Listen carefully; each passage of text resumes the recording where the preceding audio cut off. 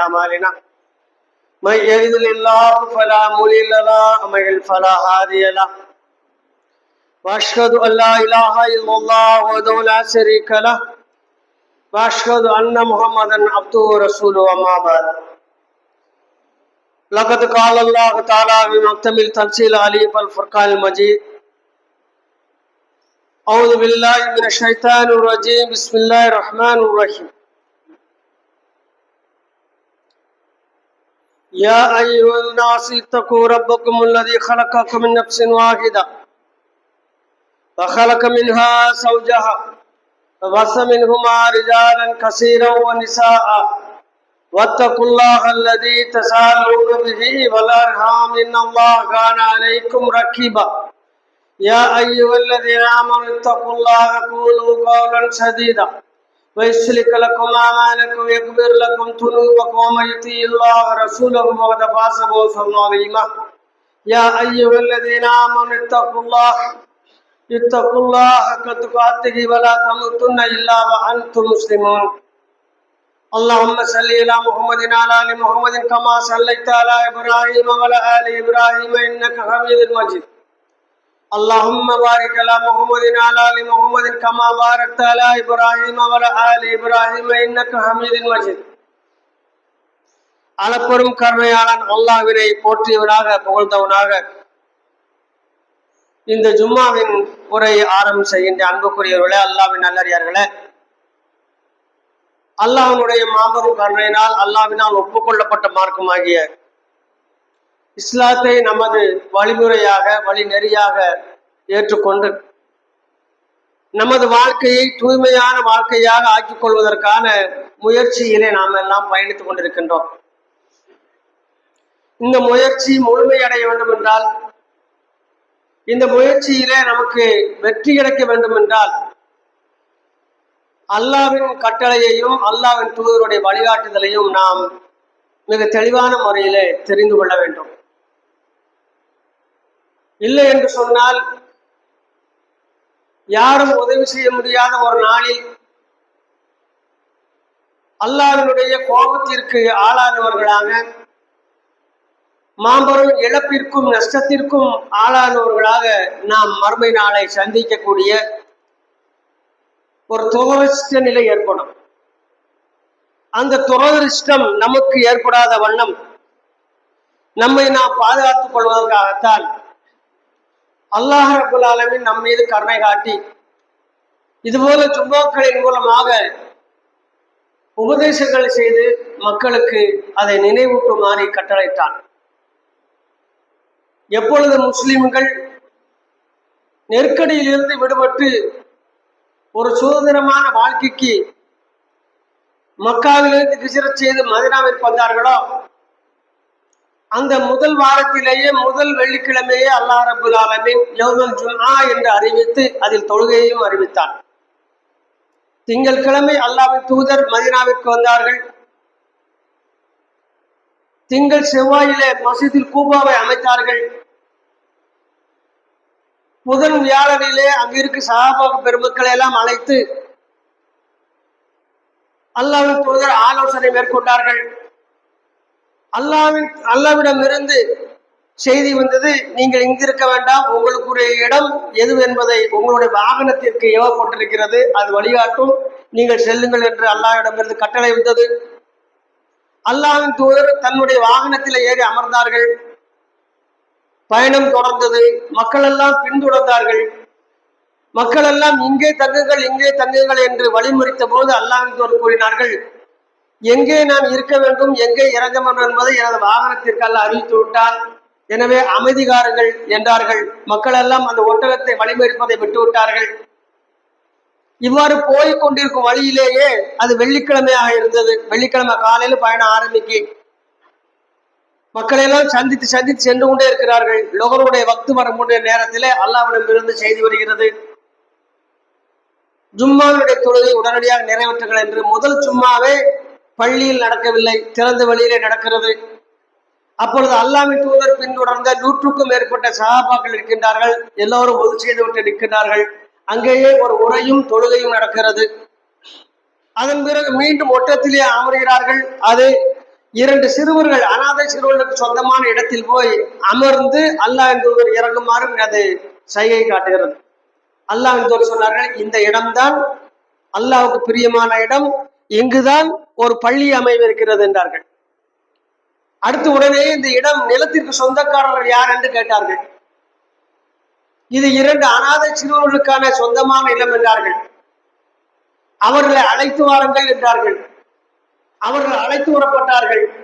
அவர்களிடத்திலே அல்லாஹ்வுக்கான பள்ளி இங்கே அமைய இருக்கிறது, நீங்கள் எங்களுக்கு விற்பனை செய்கின்றீர்களா என்று கேட்டார்கள். அந்த சிறுவர்கள் அதற்கு ஒப்புக்கொண்டார்கள். பெரியவர்களை அழைத்து அந்த இடத்திற்கு உண்டான நியாயமான ஒரு தொகை நிர்ணயம் செய்து அந்த தொகையை அந்த சிறுவர்கள் ஒப்படைக்க வேண்டும் என்று ஒரு கட்டளையிட்டு விட்டு அந்த இடத்திலே மஸ்ஜிதுல் நபவி என்று இருக்கக்கூடிய மதினா பள்ளி நிர்மாணம் ஆகிறது. சஹாபாக்கள் எல்லாம் ஓடி சென்று பேரிச்சி மரங்களை வெட்டி வந்து அந்த மரங்களை தூண்களாகவும் அந்த ஓலைகளை கூரையாக மாற்றிக்கொண்டு பள்ளியை சுத்தம் செய்கின்றார்கள். அங்கு இது நபியோட பள்ளி என்ற பொருளிலே தான் மஸ்ஜிதுல் நபவி என்று அதற்கு பெயரிடப்பட்டு அங்கு தொழுகையும் ஆரம்பமாகிறது.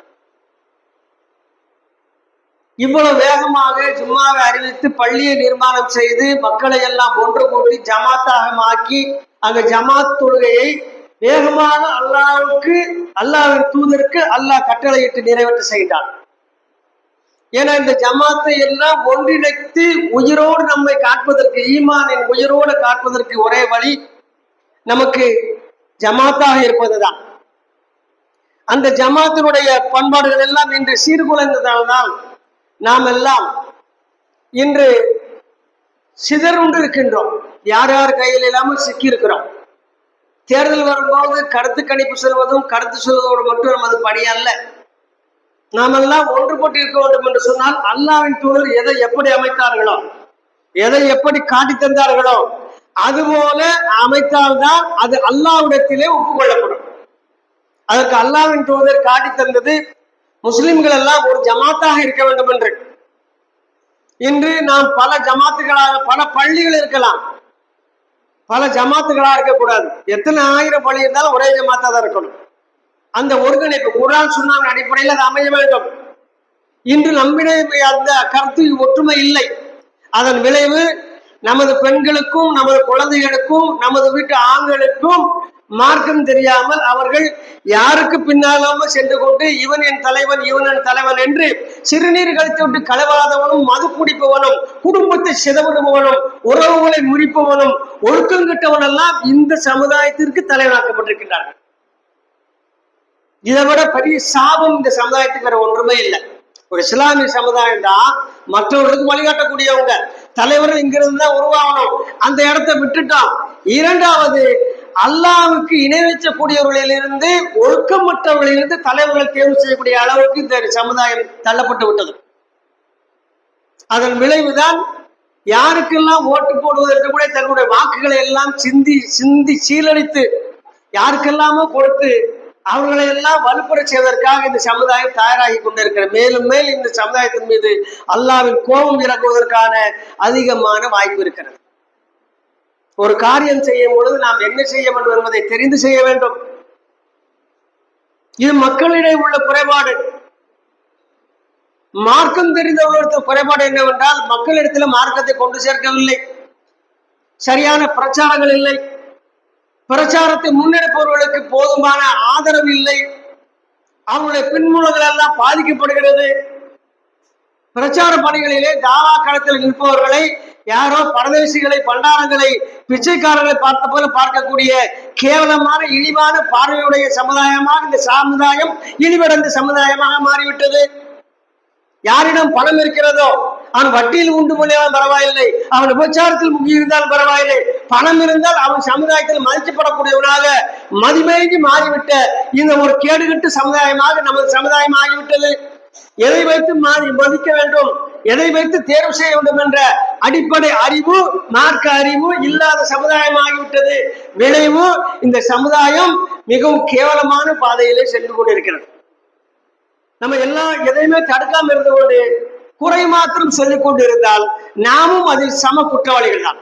எப்படி வட்டி கொடுப்பவனும் வாங்குவோனும் கணக்கு எழுதுவோனும் சாட்சி சொல்வோனும் சமமானவனும், அதுபோல சமுதாயம் கேடானால் அந்த சமுதாயத்திற்கு கல்வியை கொடுக்காதவனும் கற்றுக் கொடுக்காதவனும் தீமையை தடுக்காதவனும் அந்த கேடுகட்ட சமுதாயத்தில் உள்ள ஒரு கேடுகட்ட நபராகத்தான் கருதப்படும். இது எந்த விதமான மாற்றம் இல்லை. இப்பொழுது கேள்வி என்னவென்றால், நீங்களும் நாமும் இந்த சமுதாயத்தில எந்த இடத்துல இருக்கிறோம்? மக்களுக்கு மார்க்கத்தை கொண்டு சேர்க்கக்கூடிய இடத்தில் இருக்கின்றோமா, அல்லது மக்களினால் தூட்டப்படக்கூடிய மக்களாக இருக்கின்றோமா, அல்லது விமர்சனம் செய்வது மட்டும்தான் எங்களுடைய தார்மீக கடமை என்ற மனமையை பகுந்தவர்களாக இருக்கின்றோமா என்பதை நாம் எல்லாம் சற்று சிந்திக்க வேண்டும்.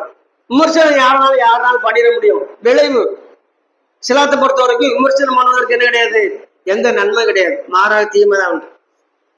சிலாத்துல அப்படி ஒரு சப்ஜெக்டே கிடையாது. தவறு செய்தவங்க விமர்சனம் பண்ணுவதற்கான ஒரு உரிமை என்பது யாருக்குமே கிடையாது. நபிமார்கள் எல்லாம் அந்த சமுதாயங்கள் இணை வைத்த போது, மதுவிலே மூழ்கி இருந்த போது, விபச்சாரத்திலே மூழ்கி இருந்தது, கொலை செய்த பொழுது விமர்சனமா செய்தார்கள் இல்லை. அந்த மக்களுக்கு அல்லாஹ்வை நினைவூட்டினார்கள், அல்லாஹ்வை கொண்டு அச்சமூட்டினார்கள், மறுமையை நினைவூட்டினார்கள், விசாரணையை நினைவூட்டினார்கள், மறுமையினுடைய விசாரணையுடைய துல்லியத்தையும் அதனுடைய தாக்கத்தை உணர்த்தினார்கள். இதுதான் நபிமார்கள் செய்த பணி. இப்பொழுது நம்மிடையே நபி இல்லை, ரசூல் இல்லை, வேதம் தான் இருக்கிறது. எனவே நபி விட்டு சென்ற அந்த பணியை நாம் எடுத்து செய்ய வேண்டும். கேட்டா நம்ம என்ன செய்தோம், எங்களுக்கு நேரம் இல்லை. நீ கொஞ்சம் பாக்குறோம், ஒரு சில பேர் அந்த தண்ணியில அப்படி சுகமா நின்று சந்தோஷம் முகமெல்லாம் மலர்ந்து உள்ள வராங்க. கபர்ல கொண்டு வைக்கும் போது இந்த ஏற்பாடு பண்ணியிருக்கோமா? கபர்ல இந்த மாதிரி டியூப் எல்லாம் போட வேண்டாம், நல்ல முறையில் படுத்தா கூலா இருக்கும். அல்ஹம்துலில்லாஹ் காலையில் மாலையில் நறுமணத்தோட சுவனத்தினுடைய வாசனைகள் திறக்கப்படும். சுவன வாசனைகள் மூலமாக உங்களுக்கு குழிகளில விசாலம் வெளிச்சம் நமக்கு கிடைக்கும். நிம்மதியாக உறங்கலாம், சுகமாக உறங்கலாம். அப்பேற்பட்ட ஒரு உறக்கம் இதற்கு முன்னால் உறங்கியதில்லை, அதுக்கு பின்னால் உறங்க போவதில்லை. அப்படி ஒரு உறக்கம் மன்னரையில் இருக்கிறது. அதற்கு நாம் தயாராகி இருக்கிறோமா? தொழுகையை பேணக்கூடியவராக இருக்கின்றோமா? மக்களிடத்துல எல்லா குறைபாடுகளும் இருக்கிறது, ஆனால் அதை திருத்திக் கொள்வதற்கு யாரும் தயாராக இல்லை. ஆனால் கூலி நன்றாக இருக்க வேண்டும். 30 நாள் நான் வேலைக்கு வர மாட்டேன், 1ஆம் தேதி எனக்கு சம்பளம் கை நிறைய வேணும்னா யாரும் கொடுப்பா? இந்த உலகத்துல 30 நாள் வேலை ஒருத்தருக்கு சம்பளம் அமைதிக்கு போராட்ட காலத்துக்கு போக வேண்டிய சூழ்நிலை இருக்கு. அதனாலதான் யூனியன்கள் எல்லாம் தோன்றுச்சு. உலகத்துல போராளிகளாக மாறி தொழிலாளிகளுக்கு உரிமை பெற்று கொடுப்பதற்காக மிகப்பெரிய யூனியன்கள் எல்லாம் தோன்றுச்சு. அப்படி அதையெல்லாம் பார்க்கிறோம் நாம இந்த உலகத்துல. ஆனால் அல்லாஹ்விடத்தில் கூலி வாங்க வேண்டும் என்றால் எந்த உழைப்பும் செய்ய மாட்டேன், அல்லாஹ்வுக்கு கட்டுப்பட மாட்டேன், அல்லாஹ் வேதத்தை பார்க்க மாட்டேன், படிக்க மாட்டேன், பொருள் தரைய மாட்டேன், நடைமுறைப்படுத்த மாட்டேன், ஆனால் நான் சுகமாக இருக்க வேண்டும் என்று நினைத்தோம் என்று சொன்னால் நம்மை விட மடையனாக யார் இருக்க முடியும்?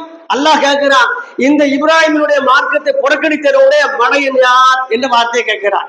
சிலாத்தை எப்படி சொல்லுவான்ல, இப்ராஹிம் நபியோட மார்க்கம் என்று சொல்லுவான். இதை புறக்கணித்தவனை விட மடையன் இந்த உலகத்தில் யார் என்று கேட்கின்றான். அந்த வார்த்தை தான் நான் உங்களுக்கு மீண்டும் நிறைவேற்றுகின்றேன். நாம் மடமை உள்ளவர்களாக இருக்க வேண்டுமா, அல்லது அதி புத்திசாலிகளாக மறுமைக்காக வாழ்க்கை அமைக்கக்கூடியவர்களாக இருக்க வேண்டுமா என்பதை இப்பொழுது உயிர் வாழும் பொழுது நாம் என்ன செய்ய வேண்டும், ஞாபகம் ஊட்டிக் கொள்ள வேண்டும். மரணம் நம்ம கண்ணு முன்னால் பார்க்கிறோம், எவ்வளவு வேகமாக நடைபெறுகிறது, எவ்வளவு வேகமாக நடைபெறுகிறது. அன்னைக்கு நாகர்கோயிலிருந்து ஒரு அறிவிப்பு வருது, 10 மணிக்கு வருது அறிவிப்பு. ஒரு போட்டா பார்த்து இவர் இன்று எங்களோட ஜமாத்தில் தொழுதார். லொகர்ல எப்பொழுதும் ஜமாத்தில் வந்து ஃபஜர்ல தொழுவார். ஃபஜர் எங்கள் அருகில் நின்று தொழு அந்த பள்ளியுடைய இமாம் அவர் பதிவு விடுதாரு. ஆனால் இன்று ஃபஜருக்கு வந்தார், ஆனால் லொகருக்கு வரமாட்டார் அப்படின்னு போட்டு கேப் போட்டு, ஏனென்றால் இவர் நம்மிடையே இப்பொழுது இல்லை. 10 ஆளுக்கு செய்து எந்த விதமான நோயும் இல்லை. திடகாத்திரமான ஆளு, நல்ல சுறுசுறுப்பான உழைப்பாளி, மார்க்கம் தெரிந்தவர், நன்றாக மார்க்கப்பணி செய்யக்கூடியவர், பக்துக்கள் தவறாமல் குறிப்பாக ஃபஜருடைய பக்தை பேணக்கூடியவர். ஃபஜருக்கு வந்தவர் நலமுடன் திரும்பினார். அவர் லொகருக்கு அவருடைய ஜனாசாதான் வரும் என்ற சூழ்நிலை அறிவிக்கப்படுகிறது. அசரிலே அவர் மீண்டும் பள்ளிக்கு வந்தார். ஜனாசாவாக கிடத்தப்பட்ட நிலையிலே பள்ளியில இருக்கிறார். மற்றவர்கள் எல்லாம் தொழுவிக்கிறார்கள்.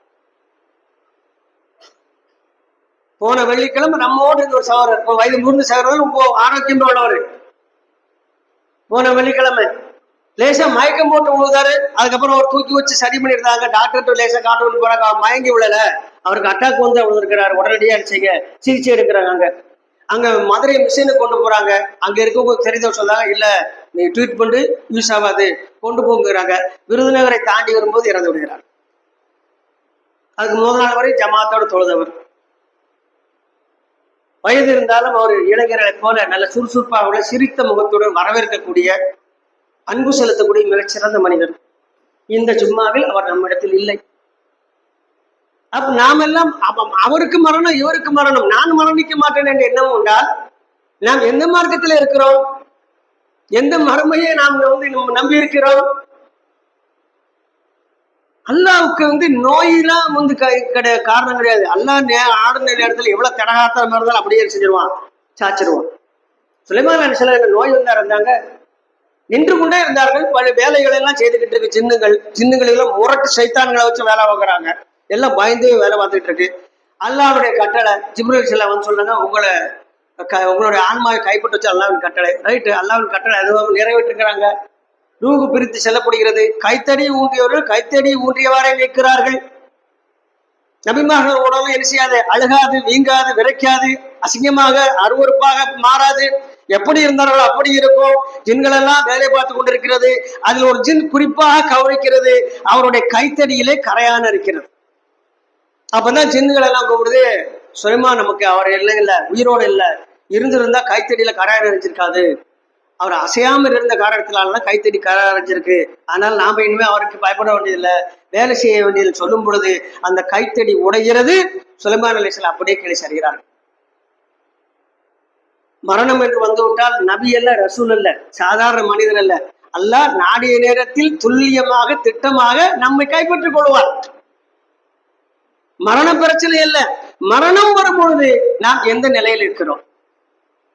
மரணம் வரும் பொழுது நாம் எதை சேர்த்து வைத்திருக்கிறோம்? இப்ப அல்லாஹ் ரப்பல் ஆலமீன் சொல்லக்கூடிய அருமையான செய்தி இது. மறுமைக்காக நீங்க எதை சேர்த்து வைக்குமோ அதை சேர்த்து வைத்துக் கொள்ளுங்கள். யா அய்யுஹல்லதீன ஆமனூ இத்தகுல்லாஹ வ தன்னுர் நஃப்சும் மா கத்தமத் லிகதி வத்தகுல்லாஹ். நீங்கள் எதை சேர்த்து வைத்தீர்கள் கணக்கு பார்த்துக் கொள்ளுங்கள் அல்லாஹ் கூறுகின்றான். இப்னு மாஜா என்ற ஹதீஸ் கிரந்தத்தில வரக்கூடிய அழகான ஒரு செய்தி. அல்லாஹ்வின் பாதையில் காலையில் சென்று அழுக்குகளை புழுதிகளை சந்திப்பவர் எந்த அளவுக்கு அழுக்குகளை புழுதிகளையும் தங்கள் உடலிலே படிந்ததோ அந்த அளவுக்கு அவருக்கு கஸ்தூரி வாசனை மறுமையிலே வணங்கும். இங்கு அழுக்கும் புழுதி அதை செய்ய வேலை நாரும் துர்நாற்றம் வரும். அதெல்லாம் அவர் அல்லாஹ்வின் பாதையில் சென்றார் ஒரு காரணத்திற்காக மறுமையிலே கஸ்தூரி வாசனையாக மாற்றப்பட்டு அவருக்கு அல்லாஹ் கண்ணியம் அளிப்பான் என்று அல்லாஹ் ரப்பல் ஆலமீன் கூறியதாக அல்லாஹ்வின் தூதர் அறிவிச்சுகின்றார்கள். அடுத்து அல்லாஹ்வின் தூதர் அதை தொடர்ந்து சொல்கிறாங்க. முஸ்னத் அஹ்மதுல வருது இந்த செய்தி. ஒருவர் அல்லாஹ்வின் பாதையிலே எதிரிகளை தாக்குவதற்காக, கொள்கையை காத்துக் கொள்வதற்காக எத்தனை அம்புகளை எய்தாரோ அத்தனை ஒளிகளை அல்லாஹ் மறுமை நாளிலே அவர் கொடுப்பான், சிறப்பித்து காட்டுவான். இவர் அல்லாஹ்வின் பாதையில போர் புரிந்தவர் என்பான். அந்த அந்தஸ்து கிடைக்கும். இன்னைக்கு நமக்கு அம்பு எய்தக்கூடிய வாய்ப்பு இல்லை. நம்ம எதுல இருக்கிறோம்? ஜனநாயக நாட்டுல இருக்கிறோம். இங்க எல்லா ஜாதிகளும் மதங்களும் உள்ள ஒரு நாட்டுல நாம இருக்கிறோம். இங்க அதுக்கான வாய்ப்பு நமக்கு இல்லை. ஆனால் இன்னொரு வாய்ப்பு இருக்கு. என்ன? அல்லாஹ்வின் மார்க்கத்தை கொண்டு சேர்ப்பதற்கு நமக்கு இந்த பூமியில, குறிப்பா இந்தியாவில தடை இல்லை. நம்ம குறை சொல்லிக்கிட்டே இருக்க வேண்டாம், அந்த கட்சி மோசம் இந்த கட்சி மோசம், யாரும் நம்மளை தடுக்கல. இன்னைக்கு ஃபஜர் தொழாதவையெல்லாம் எந்த கட்சி தடுத்தது? எந்த அமைப்பு தொடுத்தது? எந்த இஸ்லாமிய எதிரிகள் வீட்டை விட்டு இறங்க கூட சட்டம் போட்டாங்க? நாம முடியுமோன்னு இறங்குனா பள்ளிக்கு போனோம், இறங்காத வீட்டிலே ஜடமாக முடமாக சைத்தான் சிறுநீர் கலைக்க செத்த சமம் போல வீட்டிலே கிடந்தோம். அப்படித்தானே? ஏன் உயிரோட இருக்கும் மேல யாரா தண்ணி ஊத்துற முழிச்சிருவான். இங்க சைத்தானே சிறுநீர் கலைக்க தொடச்சு தூக்குதம் நாம யாருதான்? உயிரோடு இருக்கும் பிணங்கள். அப்ப இந்த பூமியில நமக்கு எதுக்கு தடை இல்லை? அல்லாஹ்வின் மார்க்கத்தை நாம் கற்பதற்கு தடை இல்லை, கொண்டு சேர்ப்பதற்கு தடை இல்லை. ஆனால் அதை நாம் தடுத்து கொண்டிருக்கிறோம் என்று சொன்னால் யாரையெல்லாம் இஸ்லாத்தின் எதிரிகள் என்கிறோமோ அவர்கள் கொடுமையானவர்களா, அல்லது முஸ்லீம்களா இருந்து கொண்டே தொழக்கூட மாட்டேன், இஸ்லாத்தை பின்பற்ற மாட்டேன் என்று நினைக்கின்றோமே நாம் கொடுமையானவர்களா என்றால் நாம் தான் கொடுமையானவர்கள், நாம் தான் அநியாயக்காரர்கள், நாம் தான் அக்கிரமக்காரர்கள். இதை முதலில் விளங்கிக் கொள்ள வேண்டும். எந்த அல்லாஹ் நாளைக்கு மறுமையில நீ ஏப்பா தொழலன்னு கேட்டா எந்த கட்சியை நம்ம சொல்லுவோம்? எந்த கட்சியான்னு சொல்ல முடியுமா? பரதா போடக்கூடாதுன்னு சொல்ல உடனே சத்தம் போடுதான். நம்ம வீட்டு பொம்பளை எல்லாம் பரதா போட்டுதான் ரோட்ல கூட்டு போனோம், பார்த்தோம் தானே? தானே இருக்கும். தலை நிறைய மல்லிகை வச்சு கூட்டு போறோம். ஆனா பெங்களூர்ல மாலை வேலை ஹிஜாப் போடக்கூடாது சொன்ன உடனே இங்க கூட அப்படியே சிலித்தெழுதுதான். அங்குள்ள பள்ளியில் யாராவது ஒரு செங்கலை உடைச்சிட்டு அப்படி உணர்ச்சி வசப்படுதான். பக்கத்துல பள்ளியில ஐயானல் பலா அசலாத்து தொழுகையின் பக்கமாறுங்கள், வெற்றியின் பக்கமாறுங்கள், உங்கள் தூக்கத்தை விட தொழுகை சிறந்தது என்று ஒவ்வொரு நாளும் அதிகாலையில கூவப்படுகிறது. அல்லாஹ்வின் அழைப்பு வருகிறது, காதிலே முட்டுகிறது, மோதுகிறது. நாம என்ன பதிலளித்தோம்? நான் வழக்கமா சொல்லக்கூடிய பேட்ட பள்ளியில எல்லாம் 2 நாளைக்கு முன்னால பாத்தீங்கன்னா இக்காமத்து சொல்லும் பொழுது 3 பேர். அந்த பள்ளி எப்படி திரும்ப இருந்தது? ரமலான் இறுதி பத்தில 2.25 மணி இடம் கிடையாது. 2:30 உள்ள இருந்தா தான் வரிசையில இடம். அப்ப இந்த சமுதாயம் போலியான ஒரு சமுதாயம், தங்களை தாமது ஏமாற்றிக்கொள்ளும் சமுதாயமாக பயிற்சி கொடுக்கப்பட்டிருக்கிறது. அப்படித்தான் இருக்கிறோம்.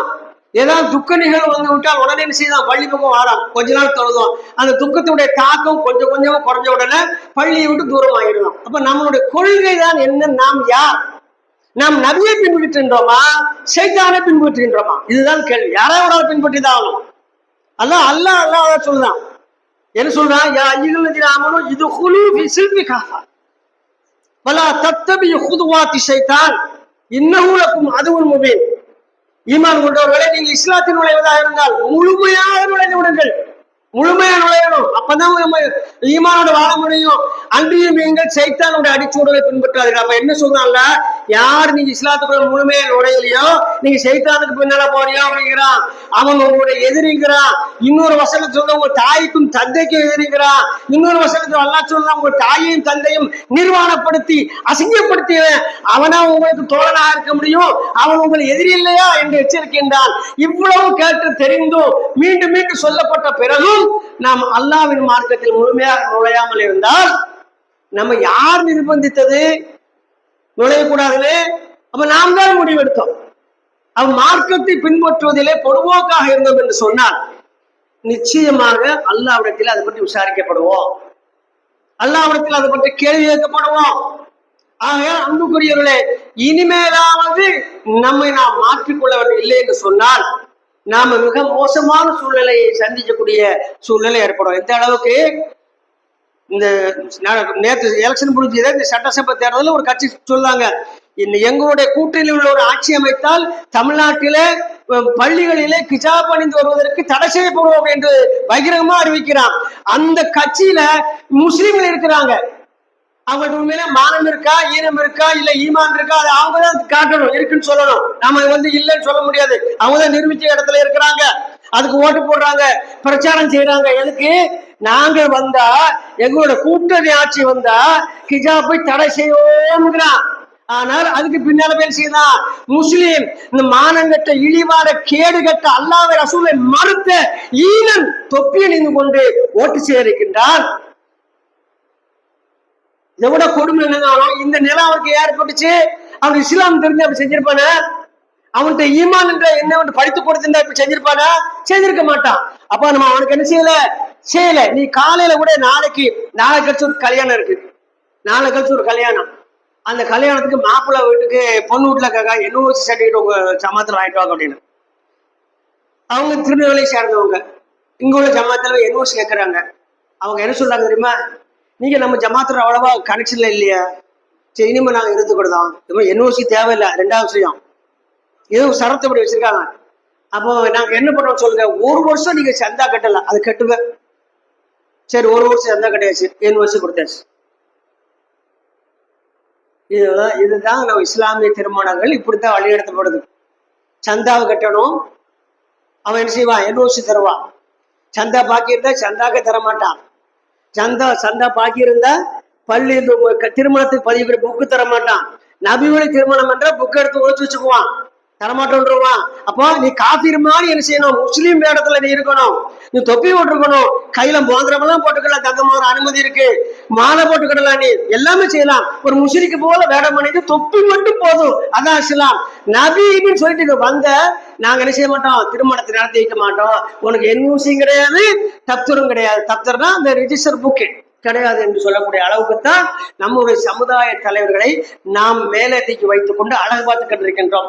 அவருடைய காரணம் உமிழ்நீரும் இந்த சமுதாயத்தின் மேல் தெரித்துக் கொண்டே இருக்கிறது. நமக்கு அவமானமா தெரியல, அசிங்கமா தெரியல, சிலாத்தை விட்டு வெளியில நிக்கிறோம் என்ற அந்த இழப்பு தெரியவில்லை.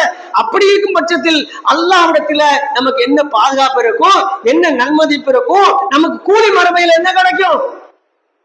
செய்வதெல்லாம் தவறு. இந்த சமுதாயம் இருபுறமும் சரி செய்ய வேண்டும். இந்த உம்மத்தையும் சரி செய்ய வேண்டும், உம்மத்தினுடைய தலைவர்களையும் சரி செய்ய வேண்டும். இல்லை என்றால் நாம் இழப்பின் மேல் இழப்பை ஏற்கக்கூடிய சூழலை வந்துவிடும் அன்புக்குரியவர்களே. ஆகையால் இனி தொடர்ந்து வரக்கூடிய காலங்களில நாம் மார்க்கத்தை சரியாக தெரிந்து புரிந்து அதன்படி நடக்கக்கூடிய சிறந்த மக்களாக நம்மை ஆக்கிக் கொள்ள வேண்டும் என்று எனக்கும் உங்களுக்கும் நினைவூட்டியவனாக நசீர் செய்தவனாக நிறைவு செய்கின்றேன் முதல் உரையை. வாஹிர் தௌபானா அனில் அல்ஹம்துலில்லாஹி ரப்பில் ஆலமீன். அஸ்ஸலாமு அலைக்கும் வரஹ்மத்துல்லாஹி வபரகாத்துஹு.